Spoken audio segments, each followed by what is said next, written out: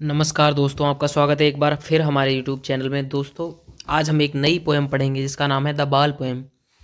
दोस्तों, ये पोएम का थोड़ा सा आपको साइनॉप्सिस बता देता हूँ। दोस्तों, ये पोएम एक लड़के के बारे में है जो कि अपनी बॉल खो देता है, जो बॉल खेलते खेलते पानी में जा गिरती है। फिर वो लड़का जो है सैड हो जाता है और किस तरह से उसके इमोशंस जो हैं वो उसको चेंज कर देते हैं, उसके बिहेवियर को।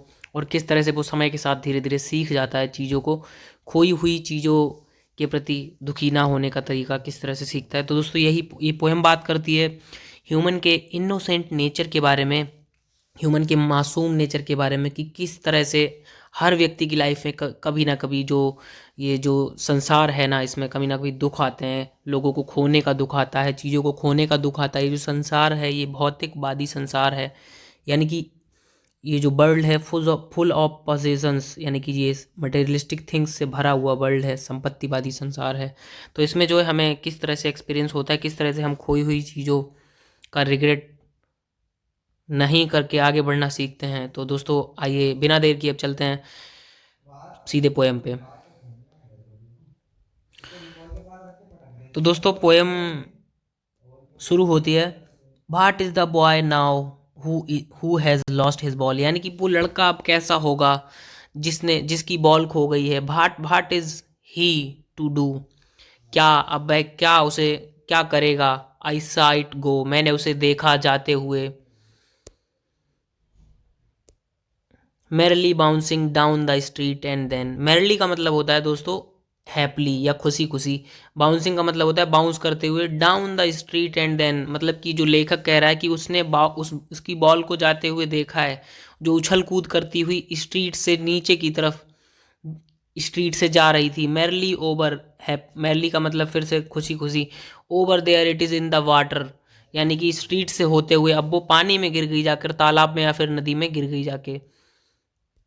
तो दोस्तों आगे, नो यूज टू से oh there are other balls, यानी कि यह कहना कोई बड़ी बात नहीं है कि और भी बॉल्स आ सकती हैं। Oh there are other balls, यानी कि वो लड़का जो है जिसने बॉल खो दी है वो और भी गेंदें खरीद सकता है। An ultimate shaking grief fixes the boy, लेकिन क्या करता है, एक अल्टीमेट शेकिंग ग्रीफ यानी कि उसको हिला देने वाला दुख। दोस्तों, वो जो है हताश हो जाता है लड़का, और अब जो है वो दूसरी बॉल नहीं खरीदता है। ही स्टैंड्स रिजिड, वह एकदम रिजिड यानी कि कॉम्प्लेक्स, एकदम वहीं कठोर होकर खड़ा रहता है। ट्रेम्बलिंग, कांपता हुआ खड़ा रहता है। स्टेरिंग डाउन, नीचे की तरफ देखता है, मतलब कि जिसमें पानी में उसकी जो है बॉल गिर गई है उसमें देख रहा है, घूर रहा है। All his young days into the harbour where, अपने सारे युवा अवस्था के दिनों में वो बंदरगाह पर खड़ा रहता है। हिज बॉल बेंट, मतलब कि जहाँ उसकी बॉल गिरी थी, अपने जितने भी उसके जवानी के दिन है वहाँ खड़ा रह के उसको घूरता रहता है नीचे पानी में। I would not intrude on him, अब लेखक कहता है कि मैं, इंट्रूड का मतलब होता है इंटरफेयर दोस्तों। तो लेखक कहता है कि अब मैं उसके इस, मतलब कि इस बिहेवियर पे जो है इंट्रूड नहीं करूँगा, उसमें इंटरफेयर नहीं करूँगा, वो जो कर रहा है उसे करने दो। अ डाइम, दोस्तों डाइम जो है एक मुद्रा होती है, पैसा का रूप है। Dime is equal to 10 cents, ये 10 सेंट्स के बराबर होता है। हमारे इंडिया में सेंट्स नहीं चलता है, फॉरेन में चलता है। तो दोस्तों पहले चलता था। तो दोस्तों, a dime another ball is worthless, लेखक कहता है कि 10 सेंट की एक बॉल मिल जाएगी लेकिन दूसरी बॉल लाना जो है ना वो बर्थलेस है, किसी काम का नहीं है। Because now he senses first responsibility, क्योंकि अब लड़का जो है ना उसके अंदर रिस्पॉन्सिबिलिटी की समझ आ गई है, वो जिम्मेदार व्यक्ति बन गया है। अब उसे समझ आ गया है इन अ वर्ल्ड ऑफ पोजेशंस, यानी कि ये जो वर्ल्ड है ना, ये संपत्तिवादी संसार है। ये जो संसार जो है ना, इसमें ऐसी चीज़ें हैं, खो चीज़ें चीज़ें हमेशा खोती रहती हैं, चीज़ें किसी की हमेशा नहीं रहती हैं, चाहे वो इंसान हो चाहे वो कोई मटेरियल थिंग हो, कभी ना कभी वो खो ही जाती हैं।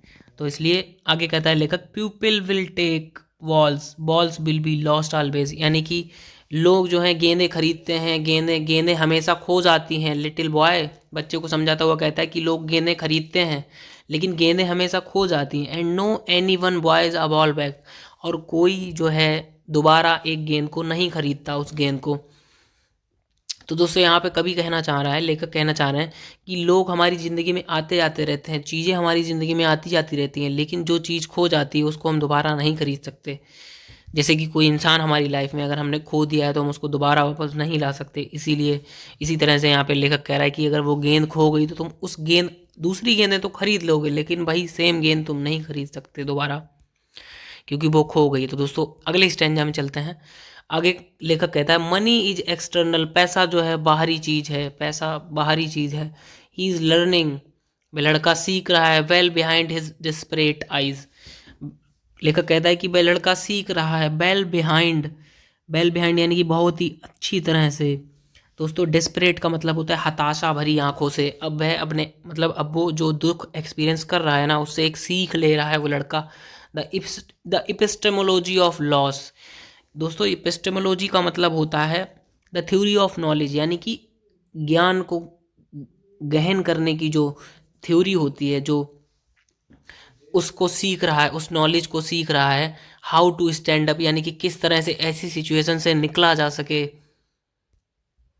Knowing what every man must one day know, वो लड़का जान रहा है जो हर एक इंसान को एक दिन जानना चाहिए। And most know many days, और बहुत सारे लोग जानते हैं आगे चलकर, बहुत दिनों बाद बहुतों को पता लगता है।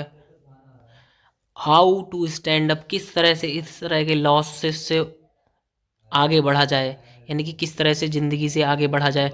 तो दोस्तों ये पोएम हमें बहुत ही अच्छा मैसेज देती है। तो दोस्तों अगर आपको ये वीडियो पसंद आई है तो प्लीज़ लाइक और सब्सक्राइब करना ना भूलें, और शेयर करें हमारे यूट्यूब चैनल को, और प्लीज़ मुझे आप इंस्टाग्राम पे भी फॉलो कर सकते हैं।